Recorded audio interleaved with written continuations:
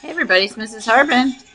We're on video notes 2.1. 4 main ideas today. We're going to learn about valence electrons. We're learning how to use these rules to predict electron configurations, long and short forms, and identifying elements. So let's get started. Hey, there's some book connections. Woohoo! So get that textbook ready. Make sure to take notes on section 5.1 for those pages and section 5.2. Make sure you read it, not just take notes. Read it, okay? See if you get it. Anyway, all right, so here we go. Where are those electrons? We talked about the model of the atom, where the nucleus has the protons and neutrons in it, and the electrons are in clouds outside the nucleus. But now we're going to get even more specific. Where are the electrons? They're in orbitals that are in energy levels outside the nucleus. So, energy levels. The closest one to the nucleus is the first energy level, then second, third, fourth, and it keeps on going. The first energy level is kind of small, so it only has one place to put electrons. It's called an s orbital. And you could put 2 electrons in an orbital. How many electrons in an orbital? 2 electrons in an orbital. Okay? So then the second energy level is a little bigger, so there's 2 kinds of orbitals, 2 kinds of sublevels, S and P. So now we can put 2 there and 2 in each of those. So then we can get 8 electrons in the second energy level. Okay. Third energy level has 3 sublevels. Okay, these are called sublevels. Oopsie. I'll put it up here. Sublevels. S, P, D, and F. They're sublevels, I tell you.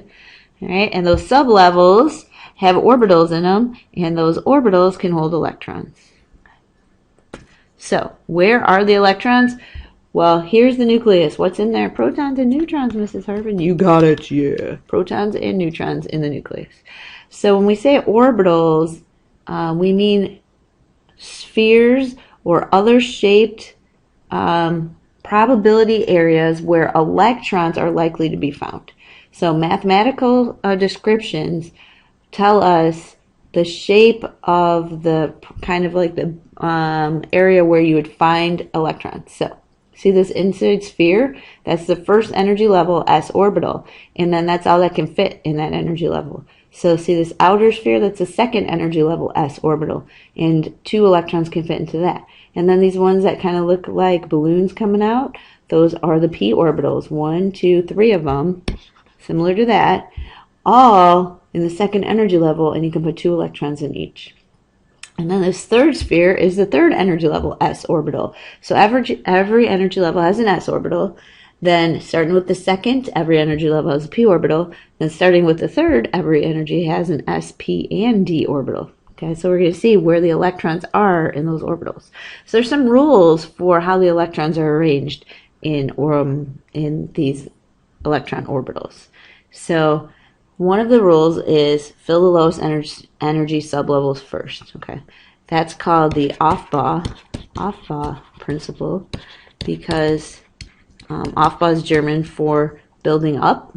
So the electrons fill lowest energy level first, and then build up into the other orbitals and other energy levels. Okay.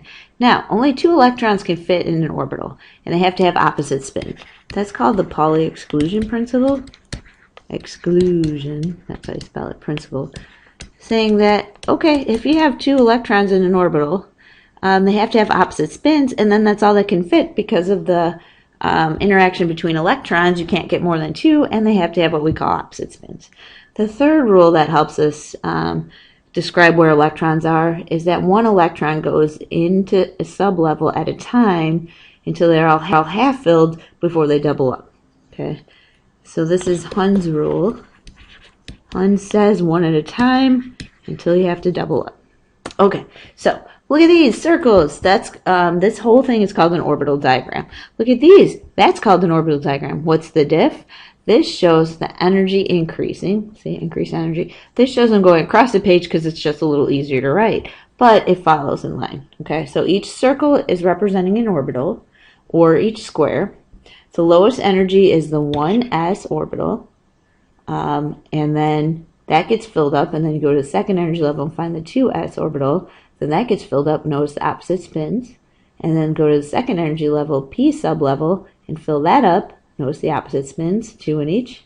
Okay, so let's see what element is represented here.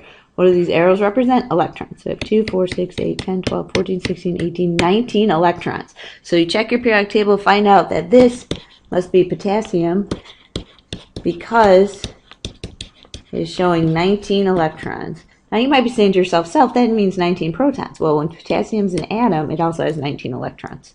Okay, let's see what this one is. Well, 2, 4, 6, 8, 10, 12, 14, 15, 16 electrons. So this is an atom with 16 electrons. It must be sulfur because sulfur has 16 protons. And here's its orbital diagram with 16 electrons.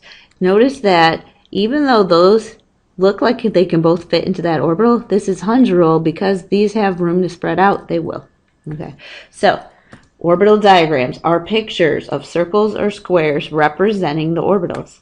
Electron configurations are a numerical way to represent electrons, orbitals. So we'll take this orbital diagram for sulfur and translate it into an electron configuration. So orbital diagram, boxes and line, and boxes and arrows, or circles and arrows. Electron configuration. So we're saying this for sulfur again. I recommend putting that so you know how many electrons to put. And so you say 1s, because it's the first energy level s orbital, 1, 2, 2 electrons. So it's 1s2. And then next is 2s, 2 electrons, 2s2. Then next is 2p, 1, 2, 3, 4, 5, 6 electrons, 2p6. Third energy level s orbital, 2 electrons. Third energy level p orbital, 4 electrons. Here's what you should notice, that if you add up all these top numbers, it's representing the total number of electrons. If you look at this first number, that's the energy level. The letter is the sublevel that it's in, and the top number is the electrons. So you can check 16, 16. This is called an electron configuration. Electron configuration. Okay. This is called an orbital diagram. Know the difference between them because you're going to have to do both. Okay. So how do you fill all those orbitals in atoms? What if you have more than 16 electrons? Well, there's a rule for an order for filling them. So I think you should draw this into your notebook. First, draw this. Notice each line goes 1, 2, 3, 4, 5, 6, 7. You put an S first, and then starting at the second line, you put a 2 and a P. Third line, you put a D. Fourth line, you put an F. Fifth line, you keep it. Sixth line, seventh line.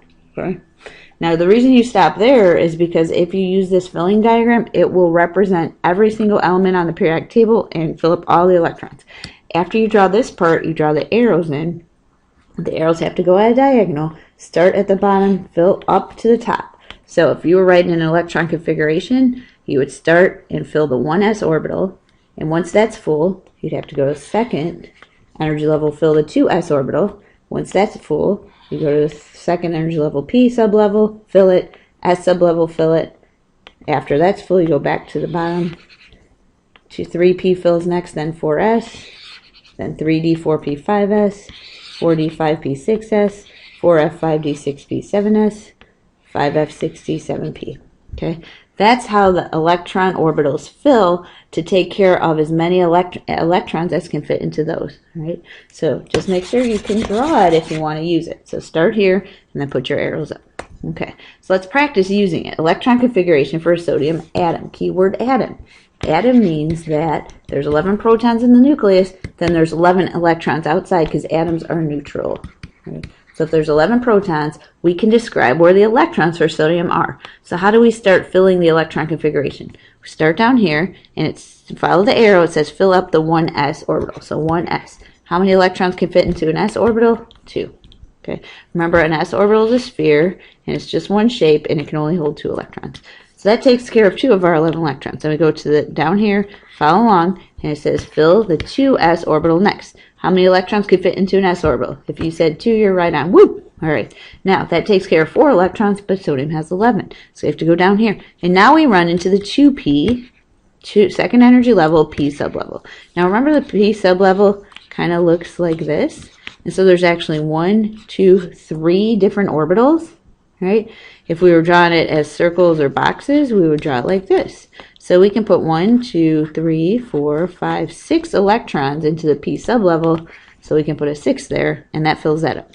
But we need 11. Sodium has 11, so it has to have a place to put all 11. Right now, It's showing 10, so P gets filled up, so you hit the third energy level, S orbital, and that will hold 1 electron. And then this takes care of all of sodium's electron. This is called sodium's electron configuration for sodium.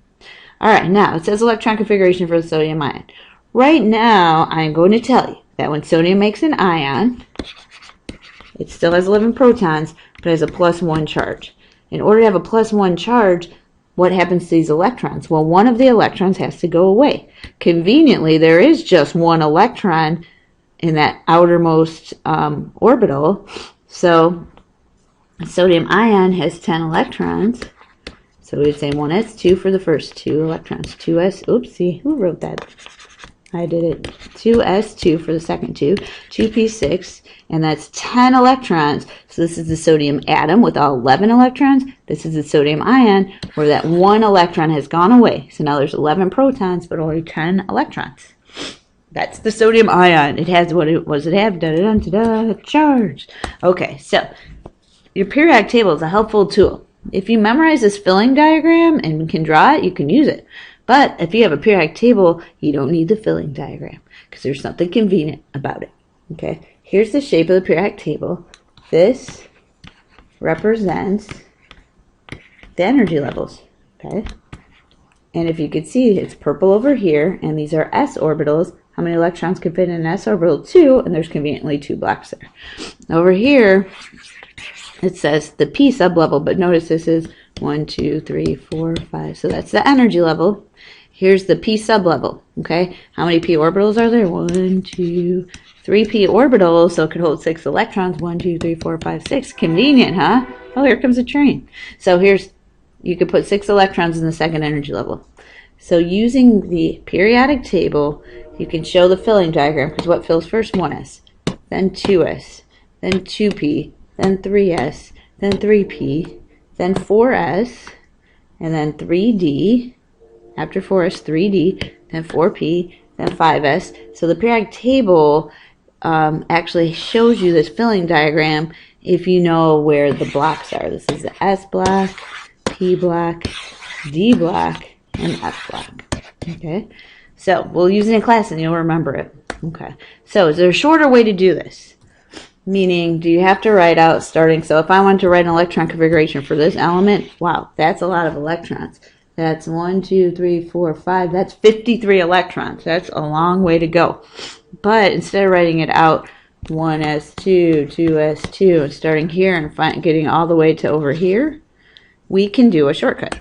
So if you look at this column on the periodic table, helium, neon, argon, xenon, radon, krypton.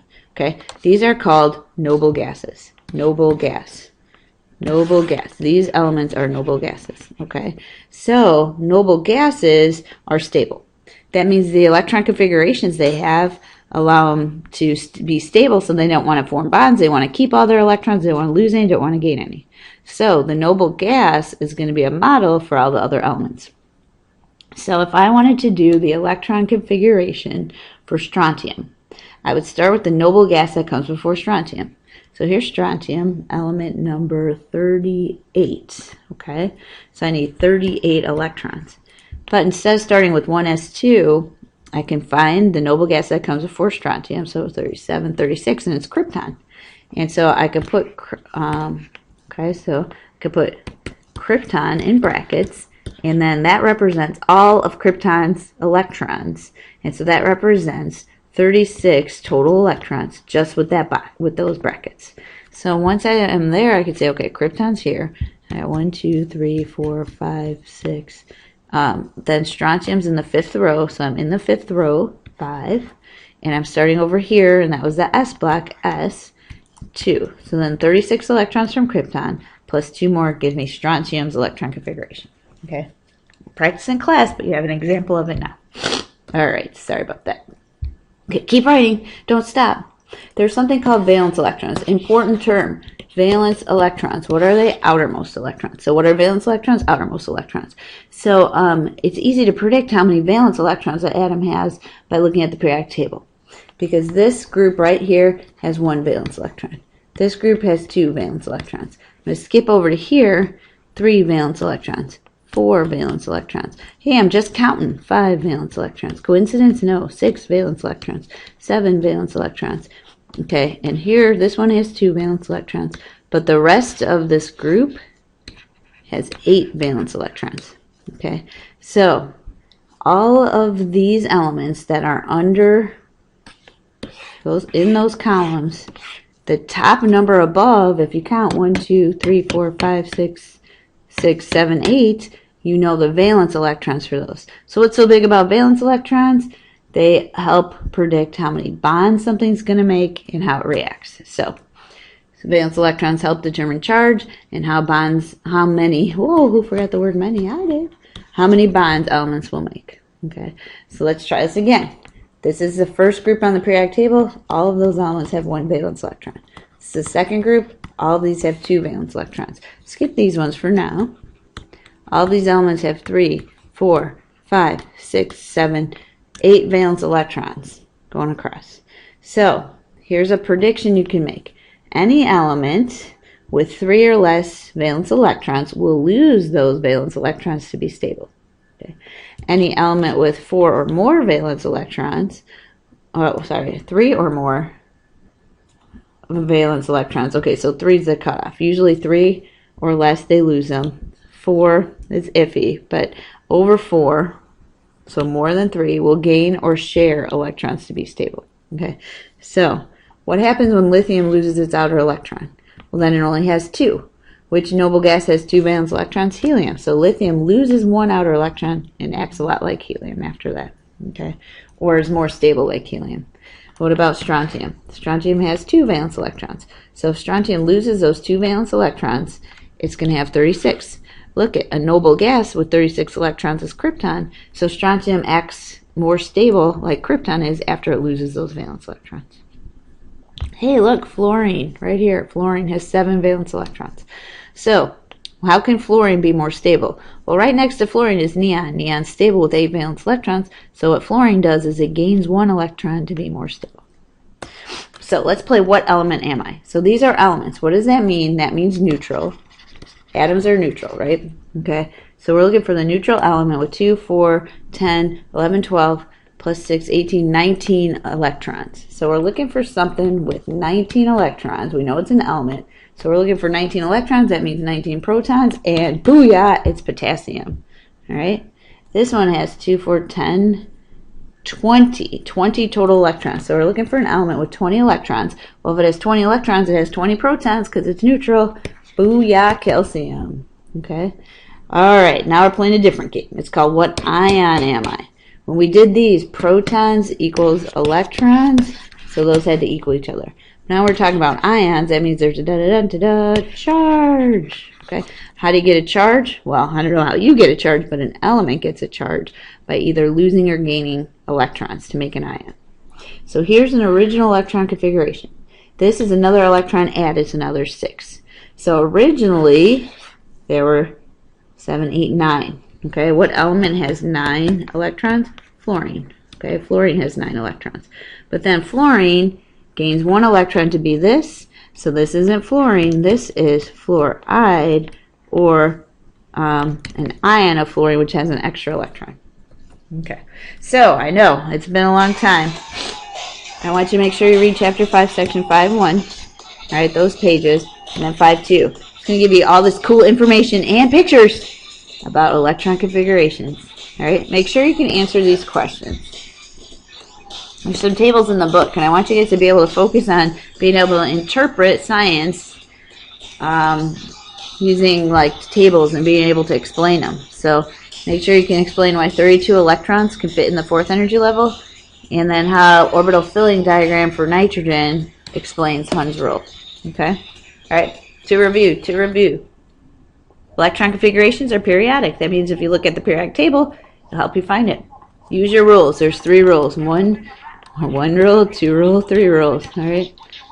Hund's rule, Pauli exclusion principle, and the Aufbau principle. All right. Valence electrons are outermost S&P electrons. Now, we'll look at that in class, but remember when I was going over the periodic table and telling you how many valence electrons there were? All the electrons I was talking about are in S and P orbitals. Valence electrons are used for bonding, and if you know the number of valence electrons, you can predict what kind of bonding elements can do. You'll have the power of prediction. Alright, so here are the 4 things. I hope you are able to learn from this video, and then we're definitely going to practice in class. Alright, so peace out, y'all.